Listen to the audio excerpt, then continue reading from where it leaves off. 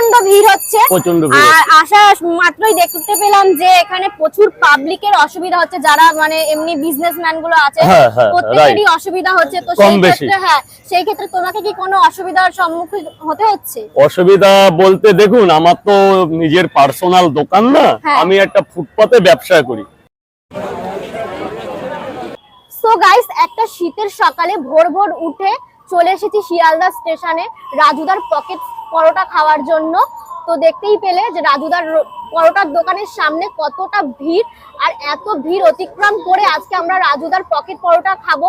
আর এত কিছুর পরেও না তোমরা দিচ্ছ একটা লাইক, না কমেন্ট তো দূরেই থাক, আর না একটা ভালো ভিউজ দিচ্ছ।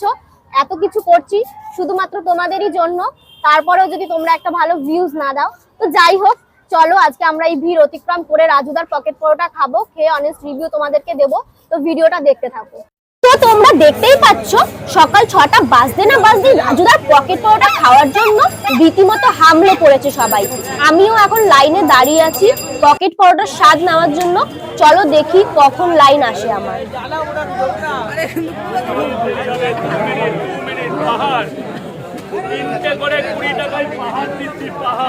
তিনটে পরোটা আনলিমিটেড তরকারি, একটা সেদ্ধ ডিম, এক টুকরো পেঁয়াজ, একটা কাঁচা লঙ্কা, 30 টাকা, যাতে ট্রেনের টিকিটও হবে না। ফাইনালি নিয়ে নিয়েছি তিনটে পরোটা আনলিমিটেড তরকারি, একটা ডিম সিদ্ধ, একটা কাঁচা লঙ্কা, এক টুকরো পেঁয়াজ। এখন আসছে না, রাজুদা বললো পেঁয়াজের দাম বেড়ে গেছে।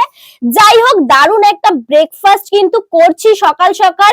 অয়েল ফ্রি পরোটা, সাথে মিক্সড একটা তরকারি, যেটার ঘুগনির মটর আছে, সয়াবিন, বড়ি, ছোলা, বাদাম এইসব দিয়ে করেছে। হেলদি তো বটেই, সাথে কিন্তু টেস্টিও। সত্যি রাজুদার পরোটা এখন ফেমাস, পকেট পরোটা সত্যি অসাধারণ, দারুণ। তো চলো আমরা খেয়ে দে, এখন রাজুদাকে কিছু কোশ্চেন করব। তো দেখো তুমি কত মাল নিয়ে এসেছো? 400 পিস। 400 পিস মাল, আর পুরো 9টার সময় পাকা শেষ হয়ে গেল। প্রচন্ড ভিড় হচ্ছে, আর আসা মাত্রই দেখতে পেলাম যে এখানে প্রচুর পাবলিকের অসুবিধা হচ্ছে, যারা মানে এমনি বিজনেসম্যান গুলো আছে প্রত্যেকেরই অসুবিধা হচ্ছে। তো সেই ক্ষেত্রে তোমাকে কি কোনো অসুবিধার সম্মুখীন হতে হচ্ছে? অসুবিধা বলতে দেখুন, আমার তো নিজের পার্সোনাল দোকান না, আমি একটা ফুটপাতে ব্যবসা করি। আমার প্লেসটা হচ্ছে এই শাটারটা, নীল শাটার। এইবার আক্ষরিকত বলতে কি, এখানে তো আরো কিছু লোকের দোকান আছে, আমার কিন্তু পার্মানেন্ট না, কিছু লোকের, সেটাও বলবো। এই জায়গাটা যে বসতে দিয়েছে তার একটা বড় উদ্যোগ, আজ আমি ভাইরাল, 5 জন চিনেছে, তার মধ্যে তো কোনো না কোনো লোকের মধ্যে কেউ একজন থাকে আমার মধ্যে না অসুবিধা। আমি আগে সুবিধার কথা বলছি। এই যে এই জায়গাটা আমি বসেছি, যে এই ফুটটায় আমি বসেছি, এতে একজনের অবদান আছে। আমার দোকান আমার না, কিন্তু একজন মহান লোকের দয়ায় আমি এখানে বসি। ভগবান তুল্য, নাম হচ্ছে স্বপন দা। এর নাম না বললে আমার মানে বলাটা ভুল হবে। উনি আমাকে এই জায়গাটা বসিয়েছে, করে খাওয়ার জায়গাটা করে দিয়েছে।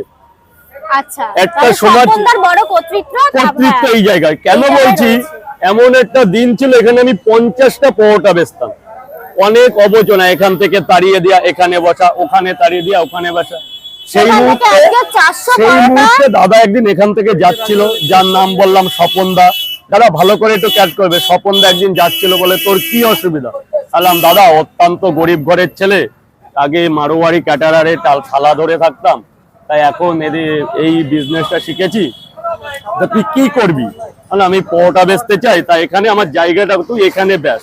50টা থেকে 70টা, এই 50 থেকে 400 করতে আমার 14 বছর টাইম লেগেছে। আপনাকে 14 বছর আগের কাহিনী বললাম। সেই স্বপনদা যেমন সাপোর্ট দিয়ে যাচ্ছিল, আজকেও সেইভাবে সাপোর্ট দিয়ে যাচ্ছে। ইদানিং কিছু লোক আমাকে ভালোবাসা দিচ্ছে, আমি ধন্য হয়েছি। এর মধ্যে আপনাদের সোশ্যাল মিডিয়ারও একটা নেটওয়ার্কিং আছে, যারা আমাকে 5 জন চিনেছে, বনগা থেকে বসিরহাট, এমনকি বাংলাদেশের। আমার যত সম্ভব যদি 50টা লোক বসবাস করে, 45 জন আমাকে চেনে যে রাজু পরোটা। 45 জন, বাংলাদেশের 64টা জেলারই আমার ফোন নাম্বার আছে। অনেক ভালোবাসা, আসাম থেকে ত্রিপুরা। এই যে ভালোবাসাটা, এটা তো আপনাদের কর্তৃত্ব। আপনারা যদি নেটওয়ার্কটা ছড়িয়ে না দিতেন, এরা তো আমাকে চিনতো না। 14 বছর আগে তো চেনেনি, এখন তো চিনেছে। কি বিজনেসটা বাড়াবে ভাবছো আরো? দেখুন, আমি 14 বছর ফুটপাতে ব্যবসা করতে করতে আমি অক্লান্ত পরিশ্রম করেছি। আজকে 3 মাস হয়নি, আমার বেচা কেনাটা একটু বেড়েছে। একসময় 50 থেকে 100টা পরোটা নিয়ে 12টা অবধি বসে থাকতাম। আজকেই যদি আমি বিজনেস বাড়ানোর কথা ভাবি, তা আমার কাছে আমি বোকা সাজবো। কালকে যদি এই ব্যবসাটা আমার পড়ে যায়, তবে তো আমার ক্ষতি হয়ে যাবে। অতএব আমি আরো 2-4 বছর এইভাবে করতে চাই, মানুষের ভালোবাসা দিতে চাই। দেখি মানুষ আমাকে ভালোবাসা দেয় নাকি। যদি দেখি না এই ভালোবাসা আবিরাম থেকে গেছে, তখন আমি চেষ্টা করবো। দেখুন, আশা তো সবার থাকে, আমারও আশা আছে, আমারও ঘরের মেম্বারের আশা আছে। আর এই পরোটা যে বানাচ্ছ, এটা কি তুমি নিজে হাতে একদম বানাচ্ছো? Family member. আমি বলতে না, আমার কৃতিত্ব তাদের বেশি আমার পরিবারে। আমি কলকাতা এসে বাড়ি যাই, খাই দাই, ঘুমাই। ওয়াইফ, মা, বাবা, বোন, তারা যথেষ্ট পরিশ্রম করে। কৃতিত্ব আমি তাদের 100% দিচ্ছি। তো কটার সময় তুমি মেন দোকানটা খোলো? এখানে 5টা থেকে 5:30টার মধ্যে আমি চলে আসি। মানে আপনি মানে মেইনলি কোথায় থাকেন আপনার গুমা বাড়ি? হাবড়া, অ্যাকচুয়ালি গুমা থেকে 2 কিলোমিটার ভেতরে। ওখান থেকে কিরকম ভাবে ভ্যান আসেন? জার্নি, আচ্ছা, পুরো ভ্যান মালটা জার্নি আনার করে? সময় পা ভ্যানে করে নিয়ে আসতে হয় 1.5 কিলোমিটার। মানে আমার 3:15 থেকে বাড়িতে বেরোলে 3:45 বাজে গুমা প্ল্যাটফর্মে আসতে। সেখানে 3:45-এর ট্রেনের মধ্যে এরকম 2টো ক্যান, এরকম বালতি, ওরকম 2টো ডেস্কি নিয়ে আমাকে নিজে ভ্যান্ডারে পরিশ্রম করে আসতে হয়। প্রচন্ড ভালো পকেট লেগেছে, পরোটা। পুরো পকেট পরোটা দারুণ লেগেছে, পুরো অয়েল ফ্রি। তো আজকে এইটুকুই, দেখা হবে আবার পরে। টাটা। টাটা।